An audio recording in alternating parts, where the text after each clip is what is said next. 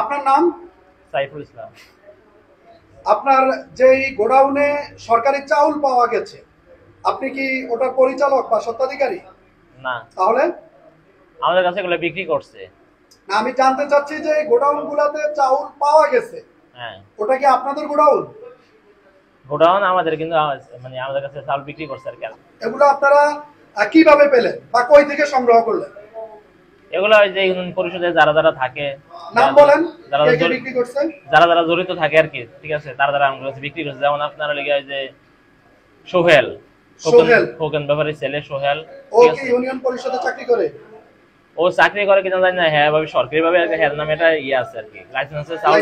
হ্যাঁ, আর সে কত বস্তা বিক্রি করছে? সে করছে প্রায় 70 বস্তার মতো আমাদের কাছে। 70 বস্তার মতো, 60 থেকে 70 বস্তা। আচ্ছা, আর কে কে বিক্রি করছে? আবার এই যে ইউনিয়ন পরিষদে আছে আপনার এই যে মুনা চৌকিদার। মুনা চৌকিদার বাড়ি কোথায়? বাড়ি গোবিন্দপুরে, বাজারে এখানে, বাজারের এখানে। সে কত বস্তা বিক্রি করছে? সে কত বস্তা বিক্রি করছে এটা আমরা হিসাব রাখি না, ঠিক আছে। যেমন হ্যাঁ বিক্রি করছে, তারপর যে নৌশু আছে চৌকিদার, নৌশু বিক্রি করছে, তারপর আপনার যে ইউসুফ দবদার, এরা সবাই মিলে আর কি বিক্রি করছে আর কি। তা আপনি কি জানেন না যে এগুলা সরকারি চাউল, গরিবের হক? আপনি এগুলা ক্রয় করার আগে আপনার কি চিন্তা করা উচিত ছিল না যে এগুলো তো সরকারি মাল, এগুলো তো আপনার গরিব দুঃখীদের মাঝে বন্টনের জন্য দেওয়া হয়েছে, এ মাল তো আপনার গোডাউনে থাকার কথা না? এটা কি অপরাধ না? ঠিক আছে, আমরা তো আসলে ইচ্ছাকৃত ভাবে কিনি না, ঠিক আছে, এরা ওনারা বিক্রি করছে দেখে আমরা কিনছি। প্রথম গোডাউনটা যখন চেক করে পাটের বস্তার মধ্যে সম্ভবত 6-7 বস্তা চাউল উদ্ধার করে, পরবর্তীতে আপনাদের ওই গোডাউনে যাওয়ার পর আপনার বাবা কিন্তু অস্বীকার গেছে যে ওটা আপনাদের গোডাউন না।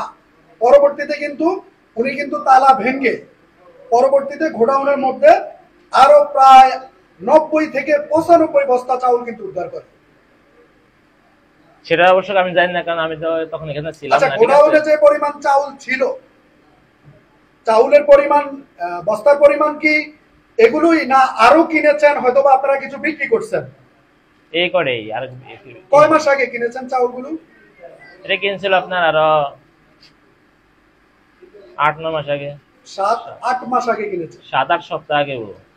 7-8 সপ্তাহ, অর্থাৎ 2 মাস আগে। আচ্ছা, তাহলে আপনি বলতে চাচ্ছেন, আবার একটু বলেন তো, চাউলগুলো কার কার কাছ থেকে কিনেছেন?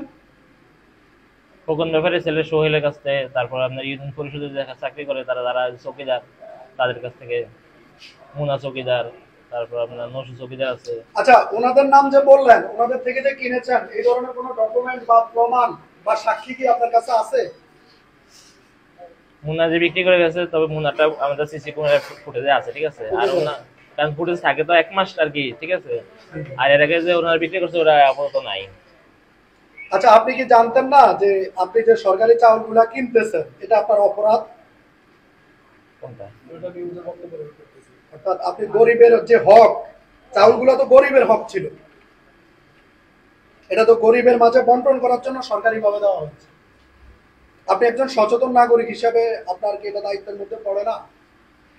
সেটা তো আসলে যারা বিক্রি করছে তারা নাকি বলছে যে আমাদের কাছে ওনাদের মানে আন্ডারে যেগুলো আসছে, মানে ওনারা যেটা পায়, ঠিক আছে, আতপ চালটা তো ওনারা আর কি খায় না, ঠিক আছে, ওটার পরিবর্তে ওনারা সিদ্ধ চাল আমাদের কাছে নিয়ে গেছে, আতপ চাল আমাদেরকে দিয়ে।